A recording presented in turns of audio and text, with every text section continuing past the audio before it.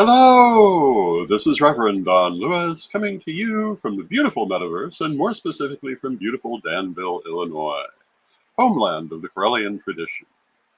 And this is Midday with Reverend Don. Welcome. And if you follow Midday with Reverend Don, you will know that you can type your questions or comments into whatever platform you're watching on, and they should show up here in my chat room, and we can talk directly. And we're starting a new week.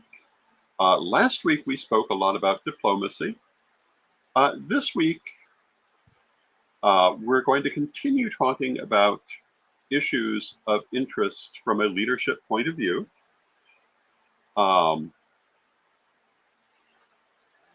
today, I've set the title as The Importance of Impermanence. And this is something that I don't think we talk about nearly often enough. And hello to Mary Cavalcante in the chat room. It's good to see you, Mary. A lot of people, and I wrote about this in the Corellian degree lessons, a lot of people have the idea, which comes at least in part from Christian teaching, that perfection is a state of permanence. And hello to Antonio in the chat room. It's good to see you, Antonio. That to be eternal and unchanging is perfect. And this is a point of view I do not agree with. To some extent, I would simply say that's actually stagnation. It's not perfection at all. Perfection is growth and change, constant development, the balanced pattern of the universe. This is perfection, and it never stands still. And hello to Mystique in the chat room. It's good to see you, Mystique. And this is a very important point to try to understand, that you're never going to create something that will be without change if it is in any way relevant to the world. Everything must change. This is part of life. In the Corellian tradition, in some of our solstice rites, although many people put them together the way they want, but we often talk about how when anything reaches its point of perfection, then it must change. This is what happens at the solstice. At summer solstice, the sun reaches its greatest power and then must begin to wane. At winter solstice, the night is at its longest, and then after must begin to wane. And hello to Timothy in the chat room. Timothy says, they like the word phrase. Isn't English funny that way? Yes, it is. And hello to Arlene in the chat room. It's good to see you, Arlene. I am a great believer and lover of language. But getting back to the subject of impermanence, this also attaches to another phrase that we like to use that Ed the Pagan is very fond of in particular, and that is love your message, not your platform. And this is something that's been used a lot to describe how you are communicating, for example, online, but also in everyday life. You must never love your platform more than your message. Similarly, you must not be so attached to situations that you forget what you're really trying to do. And hello to Mike in the chat room. It's good to see you. And what got me thinking about this was that I recently did an interview with Harold Carter. Hello to Marcy Dow in the chat room. It's good to see you, Marcy.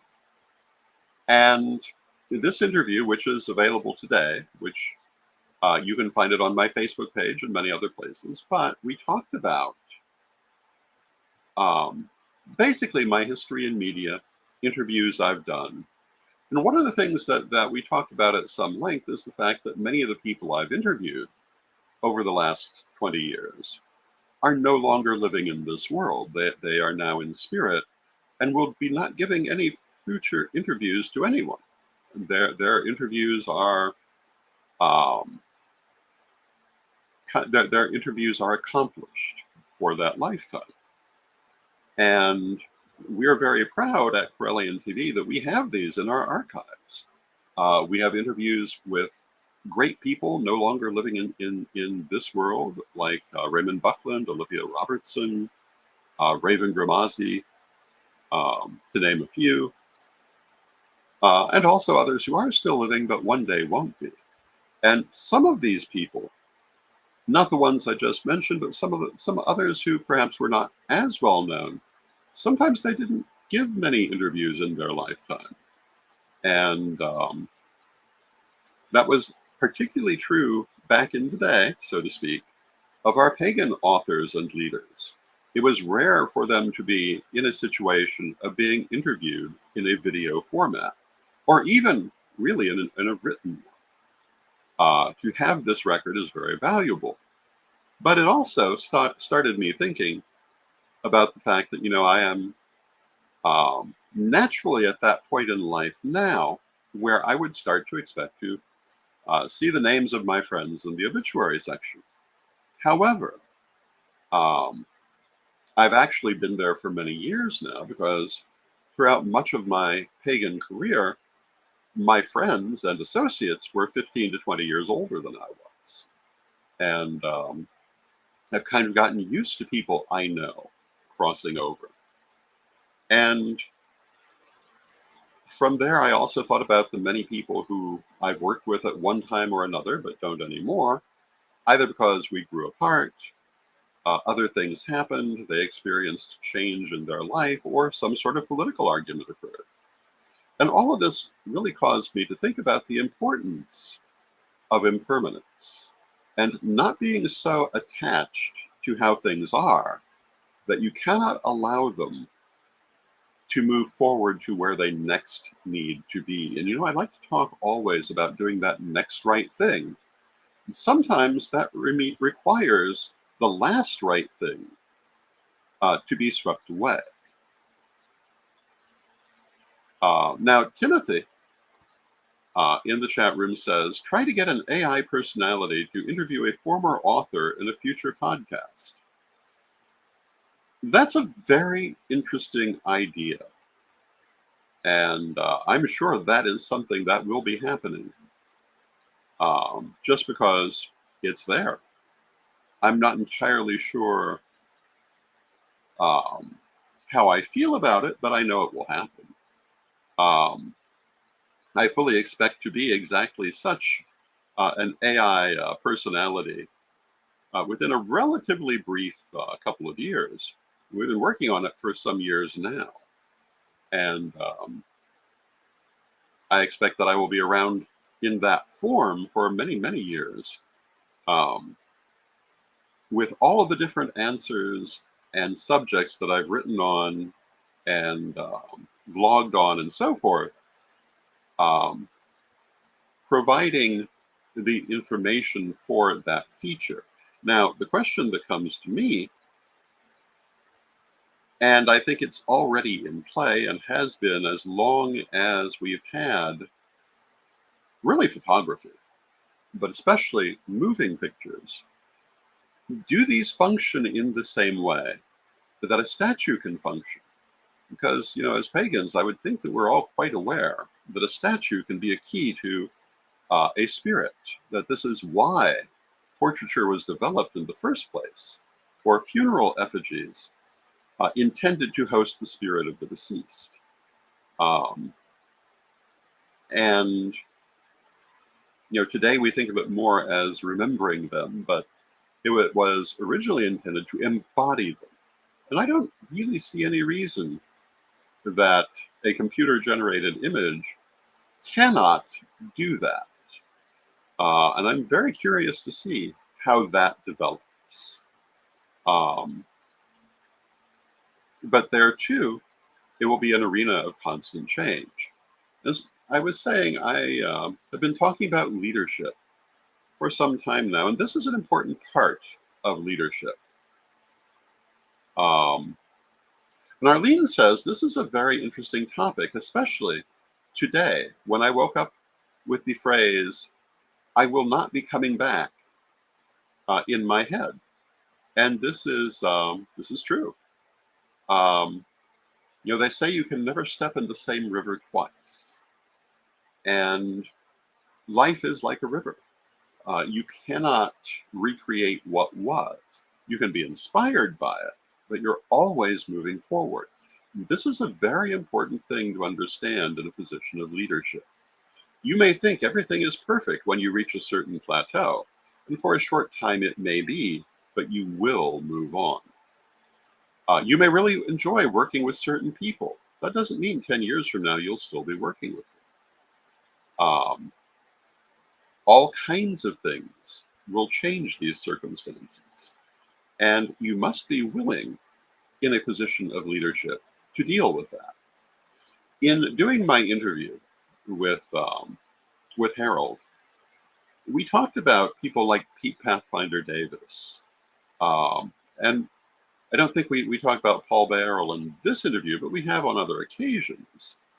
And Olivia Robertson, and other people who I have the honor to think of as friends and as mentors who are no longer living. And,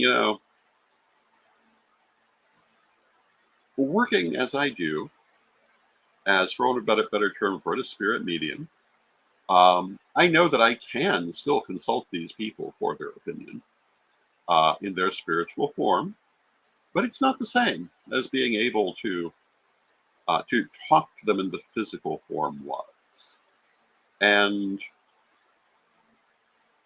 there's a certain bittersweet quality to that realization. And I think that when we look at our mortality and the mortality of the people who are leaders in our community, one, it is bittersweet, and two, we also have to look at the future and what we wish to preserve. And I feel I talk a lot recently about the elders who feel they're not listened to. And this would be applicable to some of them, but also more particularly to the elders who are listened to. We need to preserve that knowledge going forward. And too often we don't. Too often we don't preserve a lot of these important people. We don't preserve a lot of their essence for future communities, and that's something I would like to see change. And I feel that one of the primary ways to change it, one, we really need to focus a lot more on the reincarnational arts, and we need to focus more on our history, but in creative and modern ways. And at the same time, we must not become slaves to history. And I've seen a lot of people in the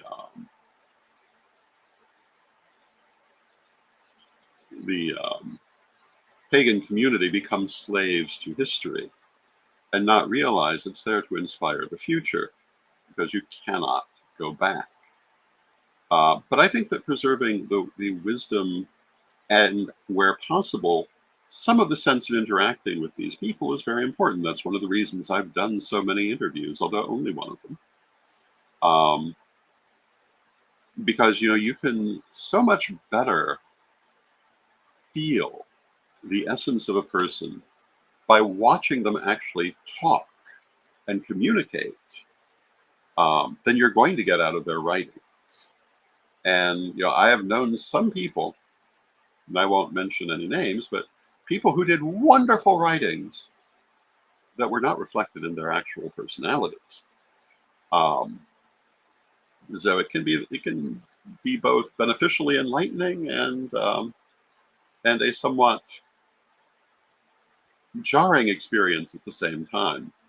I sometimes refer to the teachings of Seth through Jane Roberts, which were a huge influence on Lady Crystal and therefore on the entirety of the Corellian tradition. And I've remarked that When I finally saw a video of Jane Roberts channeling the Seth entity, if I hadn't already been exposed to the teachings, they would have lost me in the first 5 seconds because it was the hokiest thing I've ever seen. Um, so it can be both beneficial and not so beneficial to have that video. Although that did help me to understand that when we do spirit messaging, when we do medium work, we really need to remain a blank slate. Too often we think, oh, they must have an accent, or they must have this, or they must have the other thing. But the accents are the worst. And sometimes the medium will unconsciously place an accent on the messages they're bringing through, which are actually telepathic. They don't have a vocal quality, they are concepts. And that accent will often make the message seem far less credible. So I've always been very careful of trying to remain a blank slate in that sense. Now, we are at half past the hour. We're going to take a moment for uh, a, a word from our sponsors. And then I shall be right back.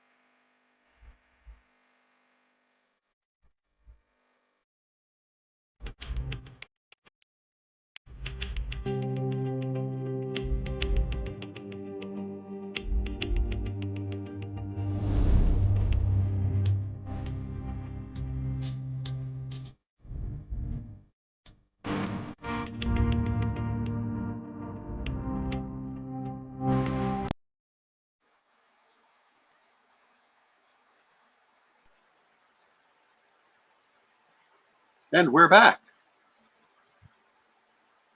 And that was a message from our sponsor for today. And hello to Steve Taylor in the chat room. And Timothy makes the statement that elders sometimes will cringe at the kind of word submissions for the Webster Dictionary. And, this is directly relevant to what I'm talking about. So often, people want to remain frozen in the world of their youth. I see all kinds of posts to that effect on social media from older people nostalgic for their youth and thinking it was better than any other time, when the truth is they were children. And what made it seem so beneficial was, or so, what's like such a good period was that they didn't have adult responsibilities, nor were they necessarily seeing the bad things about that time period. And I always swore I would not be one of those, because that was a big thing when I was young. At that time, the elders were members of the lost generation who had remarkable amnesia about the time of their own youth and were very censorious in many occasions toward the youth of their day, who are now the elders and unfortunately are sometimes following this same point of view. When we talk about the importance of impermanence, one of the things we must all realize is the world changes. I can look back to my youth, and there are things that I perhaps might have preferred in that era, but I acknowledge it's a new era. There are a lot of things I did not prefer in that era, and I feel that in many ways the world's in a much better place. Um, it will always have tension and it will always have conflict. Um, but in some ways, we've come a long way in my 60 years of life. In other ways, we've not come as far as one might hope, but we're continuing to move forward. So I think that both in our personal lives and in our leadership lives, we must remain mindful that that we have to continue to grow with the world. And hello to Ed the Pagan in the chat room who says, wait, you don't miss tape and glue layouts? No, I do not miss tape and glue layouts, although in their way, at the time, they could be fun. Ed and I used to spend lots of time putting together the Roundtable magazine by hand and printing it by hand and assembling it by hand. And no, I don't really miss that. Which is not to say there are no good memories of it. I was talking in my interview with Harold about how when I first started working with video, you would literally cut the videotape or film and cut out the part you were trying to edit and then literally tape it back together. Much the same way you would cut and paste with paper in creating the master for a magazine.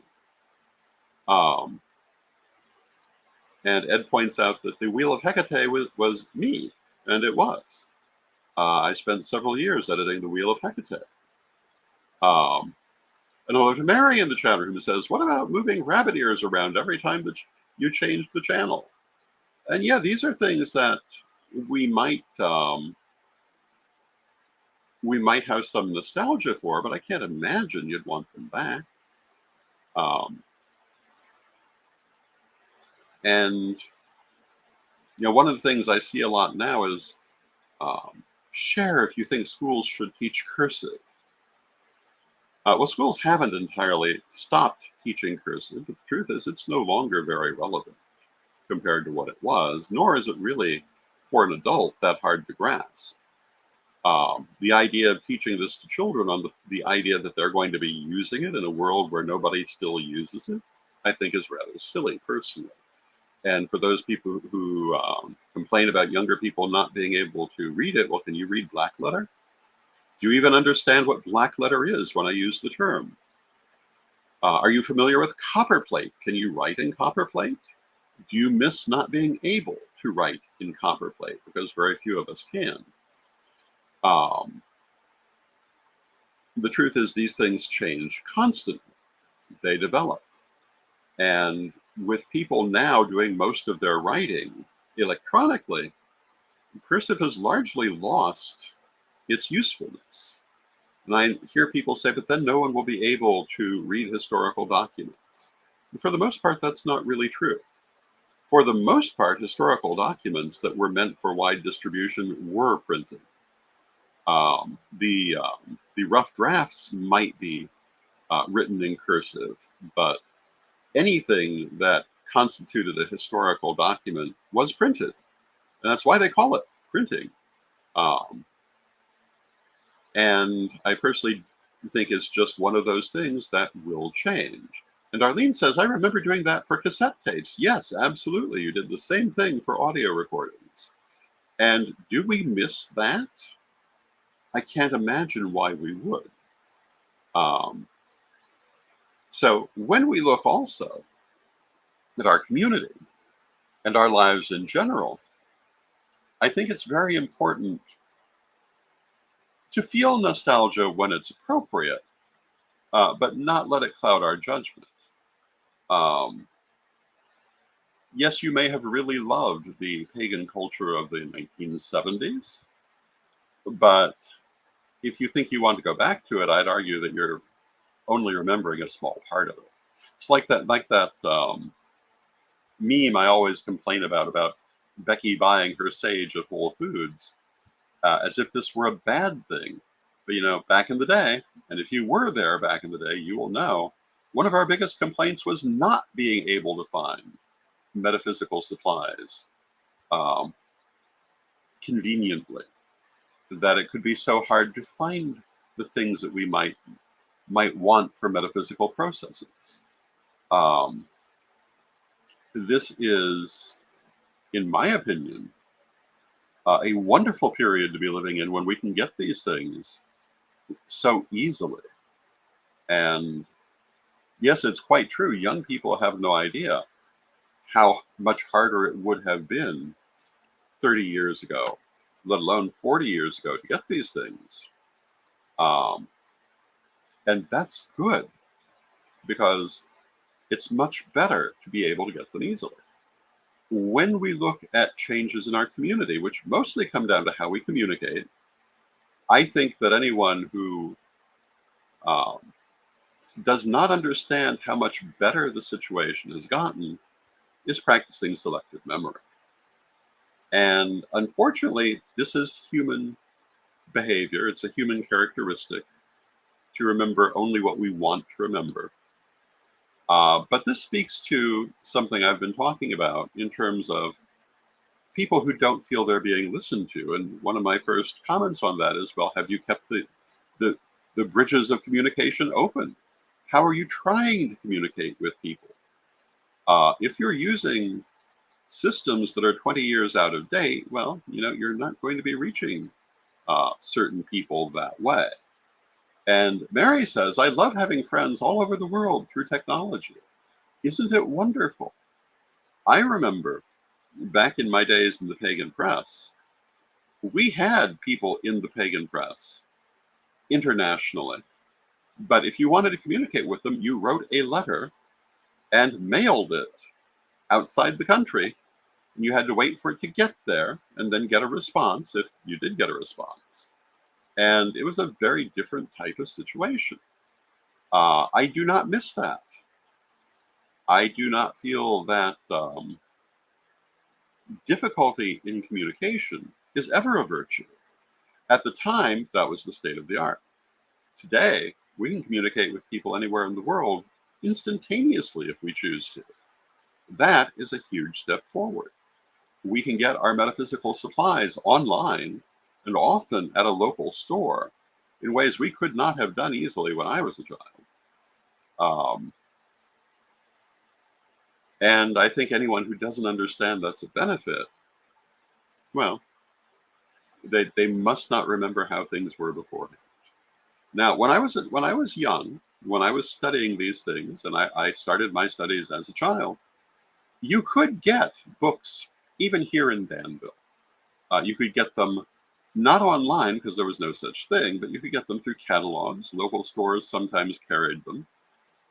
And, in the late 60s, early 70s, there were mainstream stores that would carry metaphysical books, almost more than you might see today. But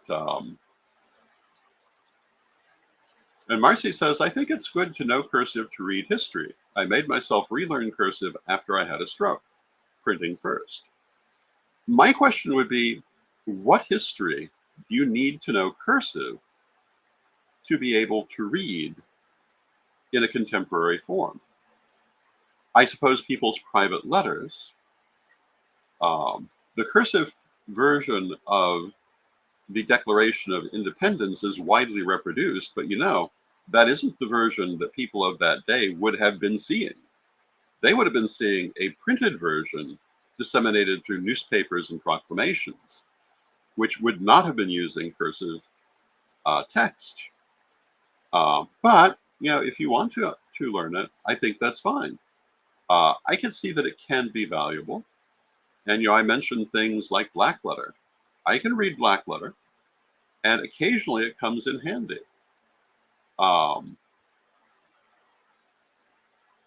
And